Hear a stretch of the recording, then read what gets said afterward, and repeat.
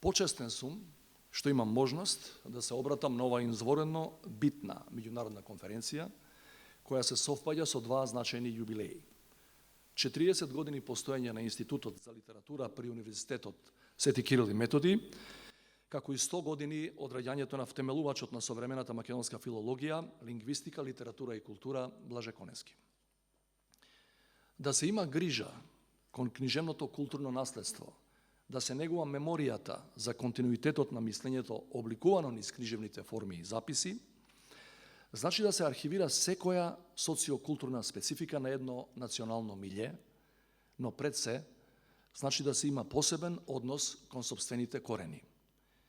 Многу одамна е јасно дека културите, нивната повеќе значност и слоевитост се рефлектираат низ наративите на книжевните записи кои остануваат релевантни за сите времиња.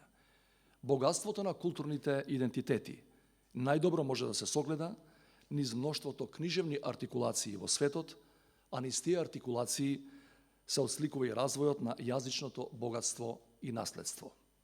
Токму затоа не смееме ниту да помислиме да запреме со одговорното архивирање, но и со постојаното научно, креативно и критичко промислување на контекстите во кој е создавано книжевното културно наследство. Ако тој процес запре, без друго ќе запре и идејата за творење како културен и општествен процес иманентен на луѓето. Програмата на овој научен собир потврдува дека воопшто не треба да стравуваме од евентуалната загрозеност на книжевно-јазичното културно наследство. Неговата заштита била и ќе биде обмислувана на највисоко научно рамниште, а со современите алатки на дигиталното доба во кое живееме, ќе биде впишано и во софтверот и во хардверот на сегашноста, се разбира, во име на иднината.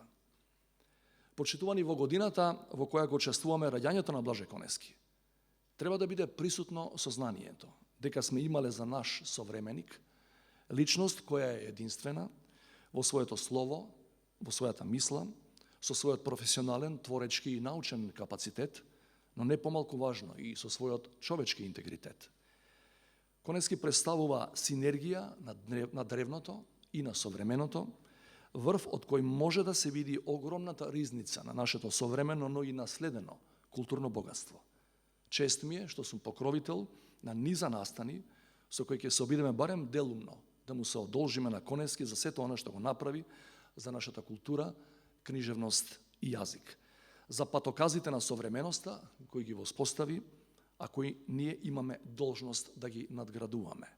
Во ракопис, печатено или дигитализирано, наследството на Конески, но и воопшто севкупното наше културно и книжевно наследство, не смее да остане архива за која ќе се интересираат само истражувачите.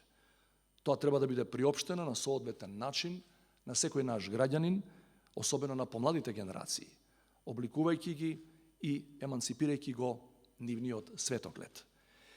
Почитувани делото на Конески и на останатите основоположници на современиот македонски литературен јазик, за жал, често е мета на оркестрирани напади и ирационални негирања.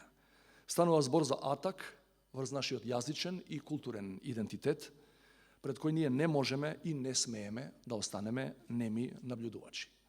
Фактите и научната верификација на меѓународно ниво одат во наш прилог, не оставајќи простор за импровизации и политички интерпретации.